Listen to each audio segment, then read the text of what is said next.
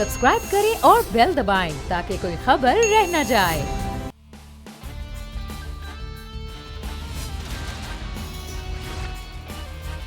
Break के बाद आपको खुश आमदीद कहते हैं। बारिशों का सीज़न इस वक्त शुरू हो चुका है सिंध के मुख्तलिफ इलाकों में और कराची शहर में 2 दिन से बारिश हो रही है और इसका स्पेल कब तक जारी रहेगा हम बात करेंगे। इस वक्त हमारे साथ मौजूद हैं सरदार सरफराज साहब, चीफ मेट्रोलॉजिस्ट हैं। बहुत शुक्रिया सरदार साहब आपके वक्त का।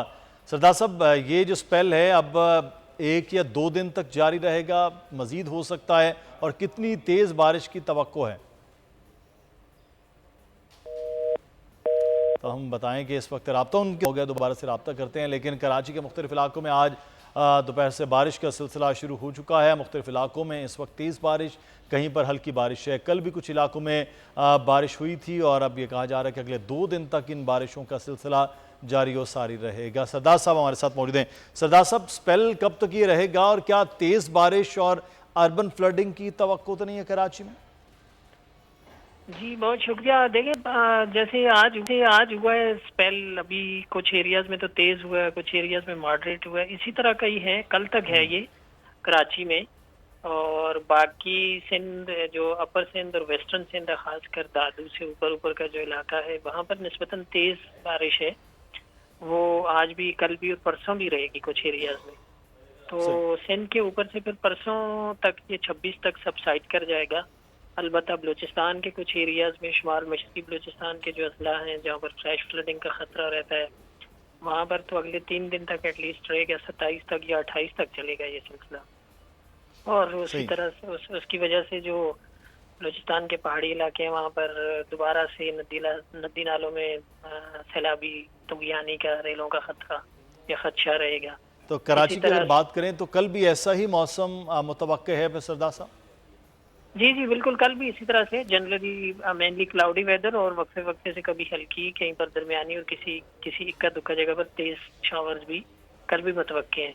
तो कोई अर्बन फ्लडिंग जैसे 2020 और 22 का सिलसिला था वैसा तो कुछ नहीं, खुदा न खास्ता नहीं अभी इसमें? जी नहीं, वैसा खदशा नहीं है। असल में यही 2 जो क्रूशल दिन थे, यानी गुज़श्ता दिन 23 का और आज का दिन ना, इसमें अगर डर था कि बहुत ज्यादा तेज स्पेल हो गया तो फिर कुछ लो लाएंगे एरियाज में खासकर खदशा हो सकता था। लेकिन कराची के कुछ मतलब नॉर्थ से ज्यादा क्लाउड्स निकले और कुछ जनूब से ज्यादा समंदर की तरफ निकल गया मेन सिस्टम, या निकल रहा है।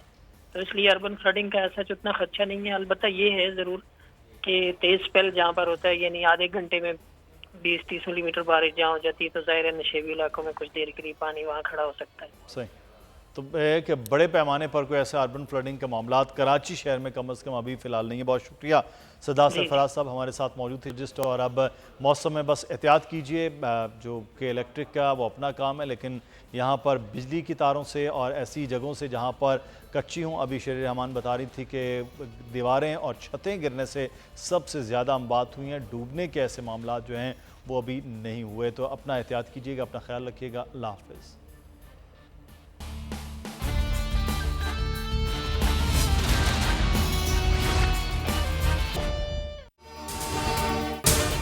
अगर आपको ये वीडियो पसंद आई है तो सब्सक्राइब कीजिए और बेल आइकॉन को प्रेस कीजिए।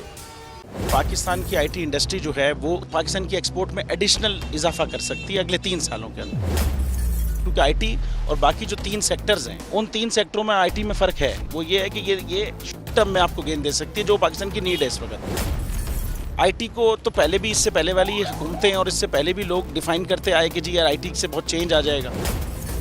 क्या वो इम्पैक्ट हुआ आईटी इंडस्ट्री के ऊपर जो हम समझते थे और चाहते थे?